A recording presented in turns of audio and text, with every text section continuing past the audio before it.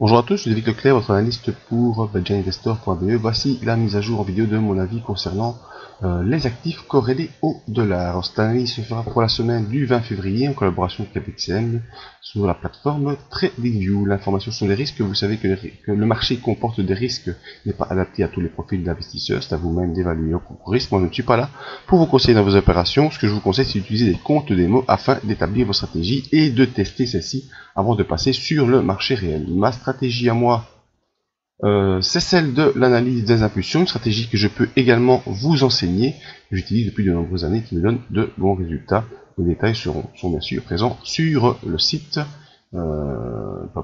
Ici, formation analyse, vous allez voir ce que je peux vous offrir. Alors, l'euro, j'aurai une petite vidéo spéciale que je ferai sur l'euro-dollar parce qu'il y a des configurations techniques intéressantes et avec une analyse évidemment intéressante qui peut être faite, mais c'est pas le cas pour l'instant. Ici, voilà, l'avis court terme, il est celui-là. On a fait un beau rebond sur l'euro-dollar. On est venu se taper sur la M100, M100 qui nous a rejeté. On est redescendu sur un support important des 1,055 et il semblerait qu'on essaie de rebondir sur ce niveau. Alors, le rebond qui a eu lieu mercredi, jeudi était assez important, était pas mal. On avait un beau marteau ici sur les 1,055. Malheureusement, on a cette grosse bougie rouge ici qui vient complètement avaler l'évolution ou quasiment complètement avaler l'évolution. Alors on peut pas dire que c'est une englobante baissière parce qu'elle n'englobe pas tout à fait la bougie verte, hein, on le voit, mais c'est en tout cas une couverture en nuage noir. C'est quoi une couverture en nuage noir? Eh bien, c'est une bougie de mauvais augure qui vient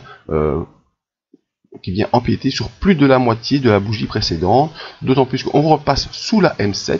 On a la bande de Bollinger inférieure qui s'ouvre, et donc le danger est fort important qu'on aille plus bas que cette zone des 1,055. Donc c'est vraiment à surveiller pour le début de la semaine prochaine, la zone des 1,055. Est-ce qu'elle va tenir, est-ce qu'elle va pas tenir, suite à cette alerte qu'on a eue vendredi dernier. Si on s'enfonce sous les 1,055, mais malheureusement l'autre support est à 1,038, et si on n'arrive pas à enfoncer ces 1,055, on pourra probablement rebondir en direction des 1,076. Et pour voir plus d'indices sur cette évolution, je vous invite à venir voir notre vidéo spéciale sur l'euro-dollar que je vais poster juste après. Concernant, on va faire l'or.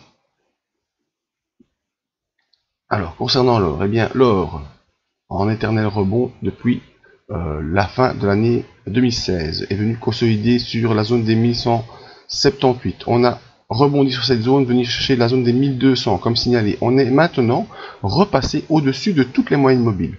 On a la M20, M7 en très belle progression haussière. On a la M50 qui commence à se retourner à la hausse et on a franchi la M100 sur laquelle on est venu prendre plusieurs fois un appui.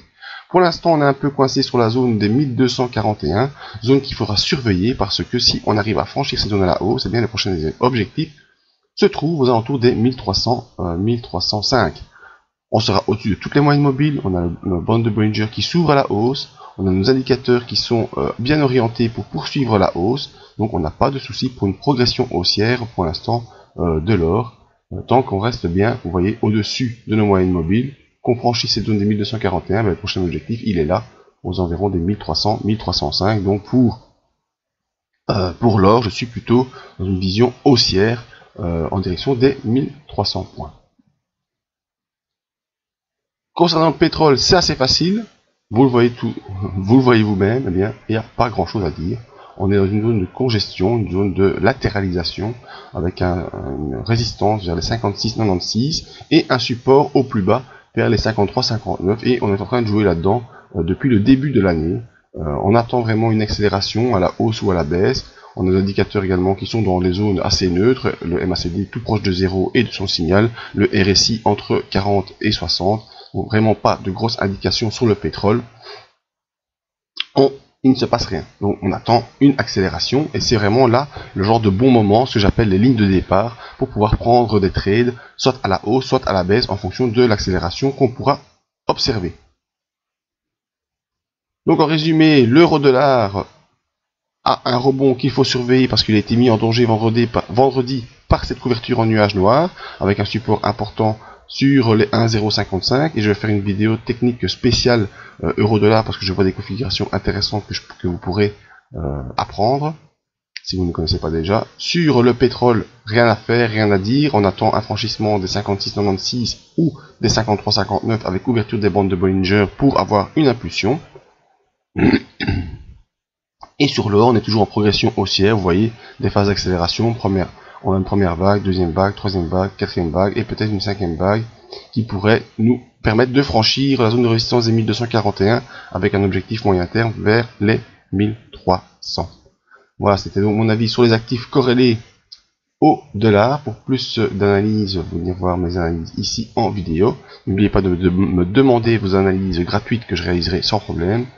Les informations, enfin, si vous avez des questions, il y a la zone de contact. Les soirées investisseurs en Belgique, ça marche toujours assez bien. Les formations pour les analyses techniques. La zone membre où on traite les actions Euronext marché US et des infos sur la crypto-monnaie. N'hésitez pas à nous les demander. Voilà, merci à tous, à tout bientôt.